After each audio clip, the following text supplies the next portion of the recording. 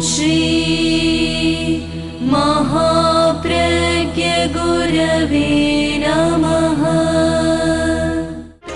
जिसके सांसों में रहता है शाश्वत शांति का स्पंदन, उस महाप्रज्ञ को वंदन, उस महाप्रज्ञ को वंदन।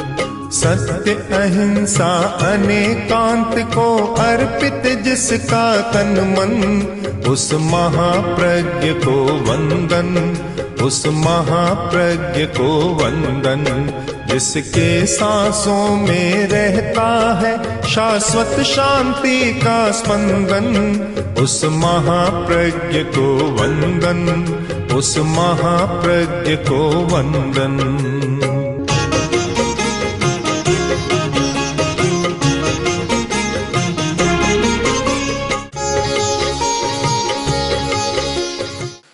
प्रत्येक चिंतनशील व्यक्ति विकास करना चाहता है, जैसा है वैसा ही रहना नहीं चाहता। विकास, गति, प्रगति, उन्नति, ये सारे बहुत प्रिय शब्द हैं। विकास वही व्यक्ति कर सकता है जिसमें ग्रहणशीलता होती है। ग्रहणशीलता, रिसेप्टिविटी, जो हर बात को, अच्छाई को ग्रहण कर सकता है, वह व्यक्ति विकास कर सकता है। जो रूढ़ होता है, बस मुझे अब जानने की जरूरत नहीं है, मुझे तुम सलाह मत दो, मुझे किसी की सलाह की जरूरत नहीं है। इस प्रकार जिसमें एक चिंतन की रूढ़ता आ जाती है, वह व्यक्ति विकास नहीं कर सकता। विनय का मूल स्वभाव है ग्रहणशीलता। हर अच्छाई को ग्रहण करता है, कहीं अवरोध नहीं आता, अकड़न नहीं है। अविनय के लिए अच्छे शब्द हैं उद्दंडता, उच्छृंखलता। विनय, अविनय के लिए अच्छे शब्द है, अच्छे शब्द नहीं है। उद्दंडता है, उच्छृंखलता है, और ग्रहणशीलता के दरवाजे बंद हैं। किसी के बात को सुनना भी नहीं चाहता। ऐसे लोगों को भी देखा है कि बस मैं सब कुछ जानता हूं, मुझे बताने की जरूरत नहीं। मैं सब कुछ जानता हूं, यह किसकी भाषा है? सच्चाई की भाषा नहीं हो सकती, यह अहंकार की भाषा है। अहंकार में ऐसा प्रयोग कर लेता है कि मैं सब जानता हूं, मुझे क्या बताते हो तुम। ये एक उद्दंडता या स्तब्धता है। स्तब्ध हो गया, स्थिर हो गया खंबे की भांति, गतिशीलता को समाप्त उसने कर दिया। जो गतिशील होता है वह आगे बढ़ता है, कुछ नया नया देखता है और उसे ग्रहण करता है। तो विनम्रता को सीमित अर्थ में नहीं माने, इतना ही अर्थ है कि भाई हाथ जोड़ लिया, कुछ मीठी बात बोल दी, सिर झुका दिया। अगर विनम्रता इतनी छोटी है तो कोई उसका बहुत ज्यादा मूल्य नहीं है, वो औपचारिक मूल्य है, सामान्य बात नहीं है। विनम्रता है सारे चिंतन की, मन की, वाणी की, प्रवृत्तियों की, शरीर की प्रवृत्तियों की एक ऋजुता आ जाती है, सरलता आती है, उसमें कहीं भी अवरोध नहीं होता। एक विनम्रता का व्यापक स्वरूप हमारे सामने आता है। स्थानांग सूत्र में विनय के 7 प्रकार बतलाए गए जो विनम्रता का व्यापक दृष्टिकोण प्रस्तुत करते हैं। ज्ञान विनय, दर्शन विनय, चारित्र विनय, मन विनय, वचन विनय, काय विनय और लोकोपचार विनय। ज्ञान का विनय लंबी व्याख्या है कि ज्ञान देने वाले के प्रति विनम्र होना एक अर्थ हो सकता है, किंतु अगर इसकी आत्मा तक हम पहुंचने का प्रयत्न करें, तात्पर्य को जानने का प्रयत्न करें, तो ज्ञान विनय इसका है कि कहीं भी ज्ञान की सीमा को न बांधना। ज्ञान अनंत है, इसलिए ज्ञान का अहंकार न होना भी मैंने सब कुछ जान लिया, और ज्ञान को व्यापक स्वरूप में रखना एक ज्ञान के प्रति हमारा विनम्र व्यवहार है, ज्ञान का विनय है। कभी भी यह अहंकार पैदा न हो कि मैं सब कुछ जानता हूं, यह ज्ञान का विनय है। क्योंकि जब ज्ञान असीम है और हम उसे सीमा में बांधते हैं तो वह ज्ञान का एक अविनय हो जाता है। ज्ञान को भी सीमा में न बांधे, ठेकेदार न बने। सबसे बड़ी समस्या है ठेकेदार बन जाना। आचार्य तुलसी बहुत बार कहते थे कि हमने सबको सुधारने का ठेका नहीं लिया, हम ठेकेदार नहीं हैं। हम तो एक विनम्र प्रयत्न करते हैं कि ये मार्ग अच्छा है, जो चलना चाहे वह इस पर चले। बस इतना ही एक विनम्र प्रयत्न हो सकता है। किंतु अहंकार का प्रयत्न हो कि हम एकदम काया पलट कर देंगे, सारी दुनिया को बदल देंगे, या प्रेक्षा ध्यान से सब बदल जाएंगे, जीवन विज्ञान से सब बदल जाएंगे, इस प्रकार अहंकार की भाषा वह भी ज्ञान का अविनय है। हमारा ज्ञान के प्रति भी हमें बहुत विनम्र रहना चाहिए। दृष्टिकोण, दर्शन विनय, दृष्टिकोण के प्रति भी विनम्र रहे कि बस मेरा दृष्टिकोण सही है, तुम्हारा गलत है। ये दर्शन दृष्टिकोण का भी अविनय होता है। ये तो हम कह सकते हैं भी मेरा ये दृष्टिकोण है, आपका क्या है आप बताइए, अगर अच्छा होगा तो मैं उसे भी स्वीकार करूंगा। तो ये दर्शन के प्रति विनम्रता है हमारी। और एक सीमा बांध ली कि मेरा ही ठीक है, ये आग्रह दर्शन का भी अविनय होता है। अहंकार आग्रह पैदा करता है, व्यक्ति आग्रही बन जाता है। आग्रह ज्ञान के कारण नहीं बनता, दृष्टिकोण के कारण नहीं बनता, अहंकार के कारण बनता है। और वह आग्रह होता है कि मैं सोचता हूं वह ठीक है, मैं करता हूं वह ठीक है, मैं जैसे चलता हूं वह ठीक है, मैं खाता हूं वह ठीक है। हर बात में एक आग्रह बन जाता है और वह आग्रह समस्या पैदा करता है, पारस्परिक कटुता भी पैदा करता है। किसी व्यक्ति में यह आग्रह न हो कि मैं करता हूं वही ठीक है, वही ठीक है, नहीं मैं करता हूं मेरी दृष्टि में वह ठीक है, इतना तो ठीक है, पर मैं करता हूं वही ठीक है। जहाँ यह एकांत की भाषा आ जाती है, जहाँ नय का अतिक्रमण होता है, अपेक्षा का अतिक्रमण होता है और आग्रह की भाषा आती है, वहाँ परस्पर में विवाद खड़ा हो जाता है। काय विनय, कायिक विनम्रता, काया की भी अकड़न न हो, यानी कायिक प्रवृत्ति में भी विनम्रता छलके। हमारा कायिक व्यवहार सारा वह विनम्र हो, कहीं भी कोई खिंचाव तनाव न हो और अन्यथा भाव भी न हो। काया के द्वारा, शारीरिक प्रवृत्तियों के द्वारा बहुत कुछ विकृति पैदा की जा सकती है। आज एक नई विधा विज्ञान की विकसित हुई है, बॉडी लैंग्वेज।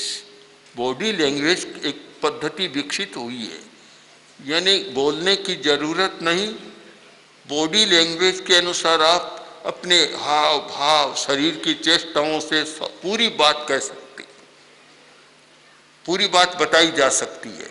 और इस पर काफी साहित्य भी लिखा गया है बॉडी लैंग्वेज पर।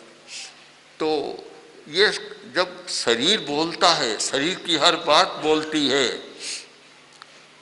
और जब आदमी आग्रह में होता है, इसलिए मैं सब समझ जाते हैं क्या कहना चाहता है।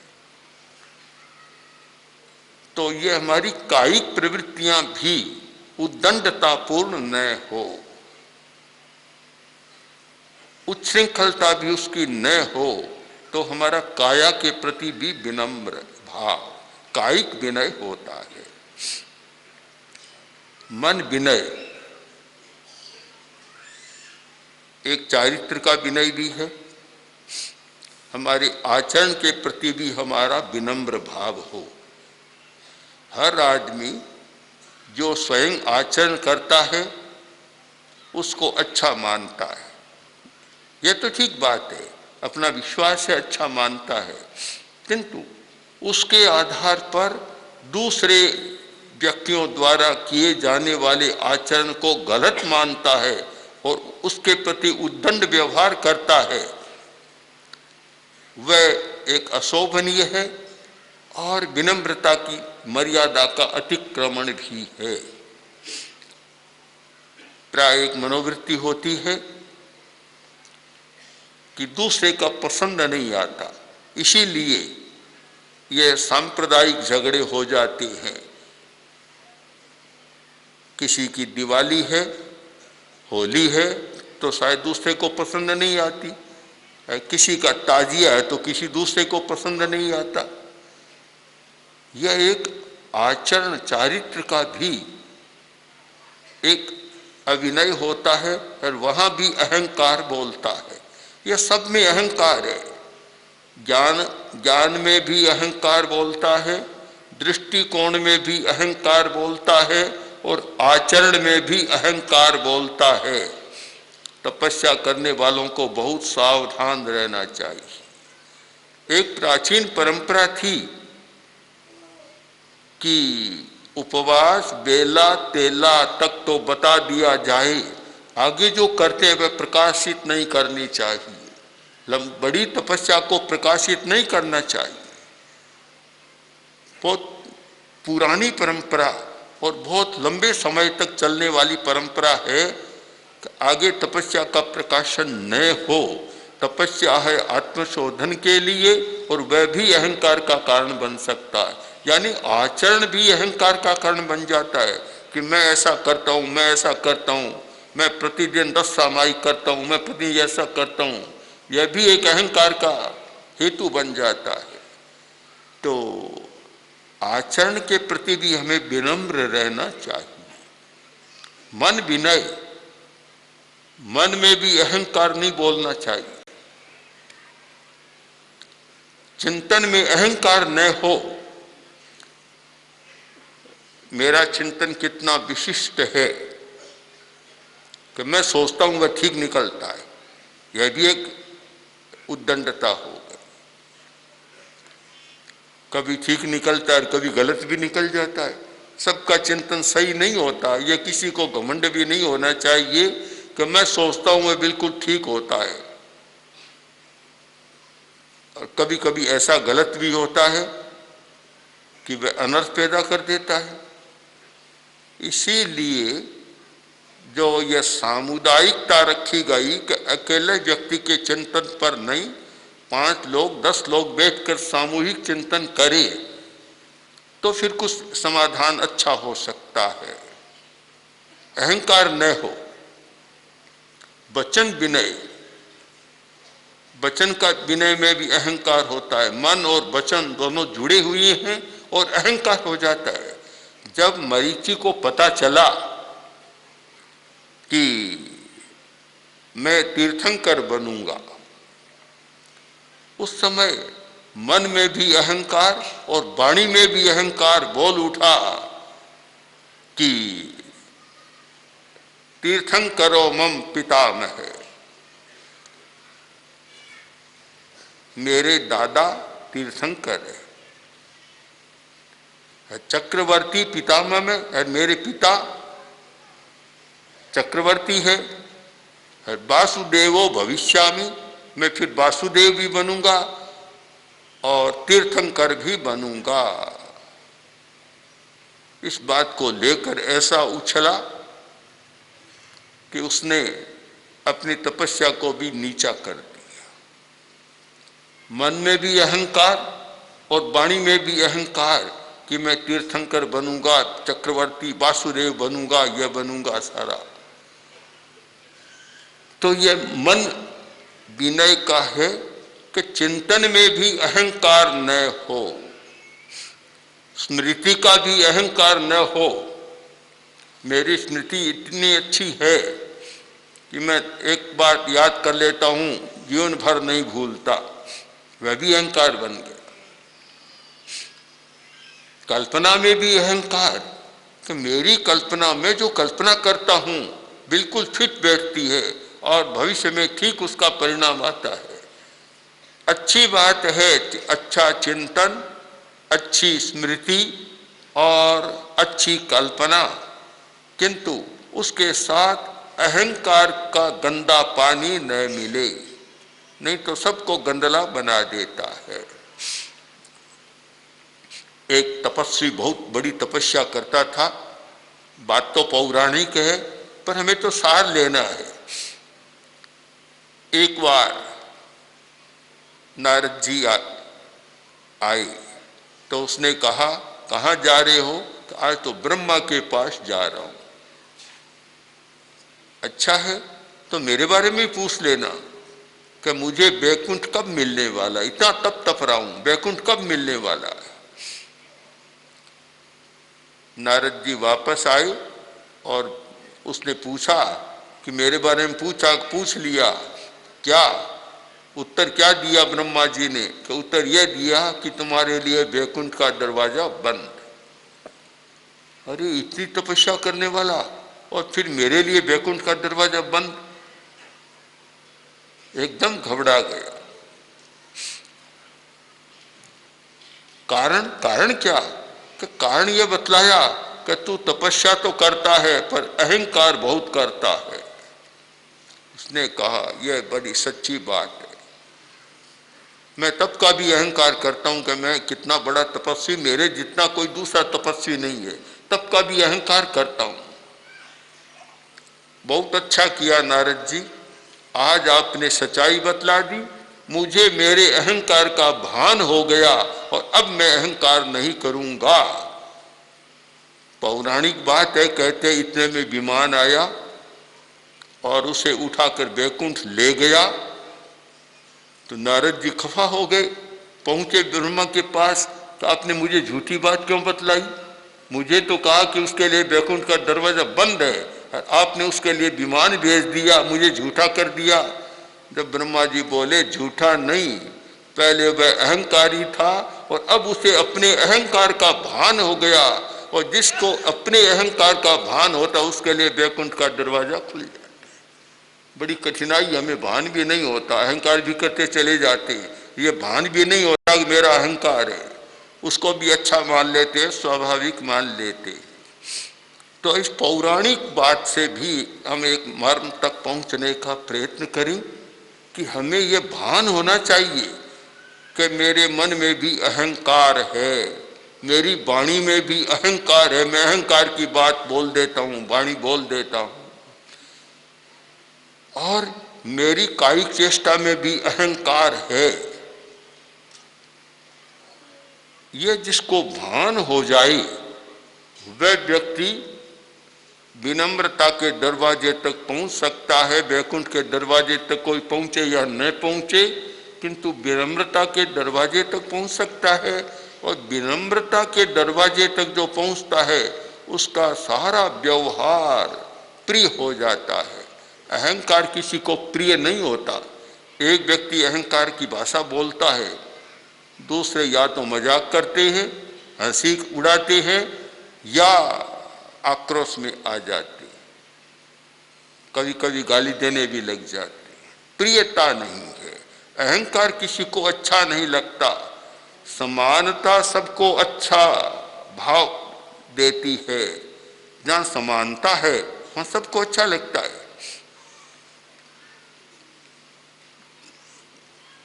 प्रसंग आया कि धर्माचार्यों में बैठने की बड़ी समस्या होती है। यह भी हमारे कायिक प्रसंग है एक, कि कौन ऊंचा बैठे कौन नीचे बैठे। जैनेन्द्र जी एक बार समस्या लेकर गुरुदेव के पास आए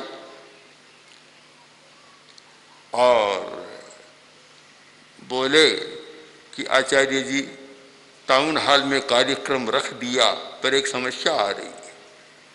गुरुदेव ने पूछा क्या समस्या है? कि समस्या यह है, धर्म गुरुओं की ओर से आ रही है कि किसका पट ऊंचा होगा और किसका नीचा होगा और किसका बराबर होगा। भारी समस्या आ रही है। तब आचार्य वर ने कहा, उलझो मत, समस्या कुछ नहीं है, मैं नीचे बैठ जाऊंगा, अपने आप समस्या हो जाएगी। वास्तव में वही हुआ और समस्या रही नहीं। अभी हम राजस्थान में प्रवेश कर आ रहे थे, चित्तौड़ पहुंचे तो कुछ भाई हमारे पास आए, बोले कि कोई धर्म गुरु आने वाले हैं और वे अपने आसन पर बैठेंगे, आप कुर्सी पर कैसा लगेगा? मैंने कहा बहुत अच्छा लगेगा। हम तो अपनी सुविधा से कुर्सी पर बैठते हैं अपनी स्थिति के कारण। कोई ऊंचा बैठे कैसे ही बैठे, हमें उसमें आपत्ति नहीं है, कोई आपत्ति नहीं होनी चाहिए। अपनी अपनी सुविधा और अपनी अपनी व्यवस्थाएं मर्यादाएं होती है। तो हमारा एक विनम्र व्यवहार, कायिक व्यवहार भी विनम्र होना चाहिए। उसमें भी अहंकार न हो तो सब मिल जाती है। अहंकार तोड़ता है, ज्यादा तोड़ने वाला अहंकार है, जोड़ता नहीं है। विनम्रता जोड़ती है। चार व्यक्ति साथ रहते हैं और एक का अहंकार है तो वह अलगाव कर देगा, हर बात में अलगाव, परस्पर जुड़ेंगे नहीं। और अगर विनम्र व्यवहार है तो सब साथ में जुड़ जाएंगे। तो हमारी विनम्रता जो व्यक्त होती है उसके क्षेत्र बड़े सुंदर बतलाए। एक अच्छा वर्गीकरण है कि हमारे मन में भी विनम्रता है, वाणी में भी विनम्रता और काया में भी, कायिक चेष्टाओं में भी विनम्रता। एक विनय को बहुत व्यापक आकाश मिल गया कि केवल हाथ जोड़ना, सिर झुकाना इतना ही मात्र विनय नहीं है। और विनय का एक अर्थ भी है, विनयनम अपनयनम। विनय का मतलब दूर करना, अपनयन करना, अपनयन करें। विनयति, नयति संस्कृत धातु है, नयति माने तो प्राप्त करना। विनयति का अर्थ होता है दूर फेंकना, दूर करना, दूर ले जाना। तो इसका मतलब ही हुआ कि अहंकार का विनयन करना। विनय का मतलब है अहंकार का विनयन, अहंकार को दूर करना, अभिमान को दूर करना, वह विनय है।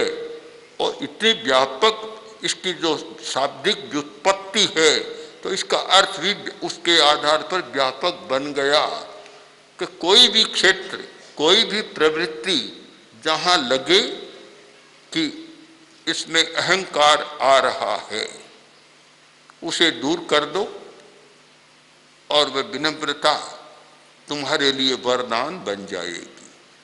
तो हम विनय के बारे में एक व्यापक दृष्टिकोण का निर्माण करें और इसकी जड़ में जाकर चिंतन करें। अहंकार का विनय करना है एक साधक के लिए। अब प्रश्न है कि अहंकार का विलय कैसे हो, कैसे हो? उसके लिए एक स्पष्ट दृष्टि की आवश्यकता है और प्रयोग की आवश्यकता है।